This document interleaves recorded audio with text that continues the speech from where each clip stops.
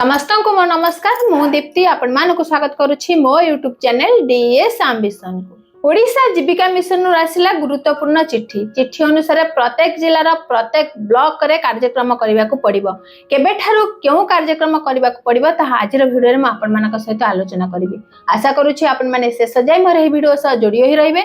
आपण मानकर सुचिंतित मतामत comment box जणाइबे। जदि वीडियो भल लगे तेज लाइक करेंगे शेयर करेंगे। जदि आम चैनल को नुआ कर विजिट करुँच तेज सब्सक्राइब करने को भूलिए ना। केंद्र सरकार हो बा राज्य सरकार हो समस्त लक्ष्य रही महिला किपरि निजे स्वावलंबी हो पार, निज गोड़े निजे ठिया हो पार, निजे इनकम कर निज परिवार रे जहाँ असुविधा रही दूर कर विभिन्न समय विभिन्न प्रकार जीविका से सामिल कर जेपरिक लखपति दीदी हो महालखपति दीदी हो विभिन्न प्रकार उत्पादक गोष्ठी से सामिल कर जो दक्षता रही से दक्षता को भित्ति कर जीविका जोगाई। यही परिप्रेक्षी में गोटे ग्राम पंचायत स्तरीय संघ में किपरि एकाधिक उत्पादक गोष्ठी गठन हो पार, से उत्पादक गोष्ठी में एकाधिक महिला माने सामिल हो पारे, सेमानकर जीविका को आहरी मजबूत करें से प्रयास चली। भित्ति कर ओडिशा जीविका मिशन आसिला गुरुत्वपूर्ण चिट्ठी। चिट्ठी अनुसार उत्पादक गोष्ठी को किपरि प्रोत्साहित करा जाई परिबो, या सहित यहाको किपरि सुदृढ़ीकरण होई परिबो,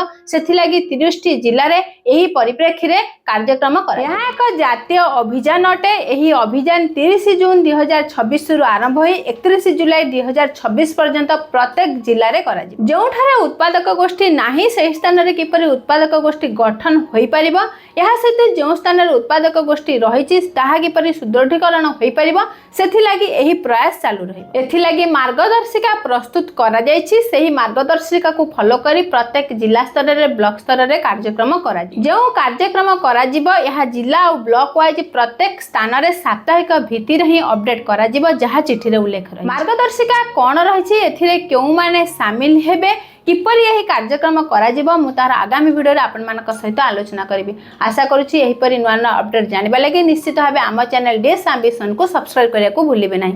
समस्त को मो तरफ आम चैनल तरफ बहुत बहुत धन्यवाद।